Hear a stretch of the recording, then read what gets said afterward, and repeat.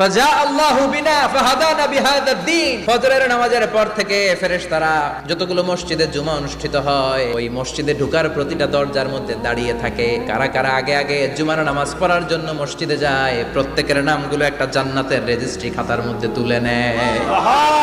ডানে বায়ে সামনে পেছনে যতগুলো দরজা, প্রতিটা দরজায় ফেরেশতারা বসে থাকে। কে আগে আসলো নাম তুলে দেয়। তুলতে তুলতে তুলতে তুলতে খতিব সাহেব যখন খুতবা দেওয়ার জন্য মিম্বারে যেয়ে বসে যায়, ফেরেশতারা তাদের খাতা বন্ধ করে তারাও খতিব সাহেবের সামনে জুমার খুতবা শোনার জন্য বসে যায়। পড়েন সুবহানাল্লাহ।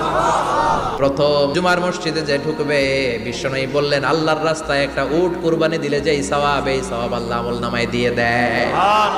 দ্বিতীয় পর্যায়ে যে ঢুকে, বিশ্বনবী বললেন বাকারা, গরু কুরবানির সওয়াব পায়। 3 নম্বরে যে ঢুকবে, বিশ্বনবী বললেন কাবসা, কাবাস মানে হলো বকরি। 4 নম্বরে যে ঢুকবে তার হচ্ছে দাজাজা, দাজাজা মানে মুরগি। 5 নম্বরে যে ঢুকবে, বিশ্বনবী বললেন বাই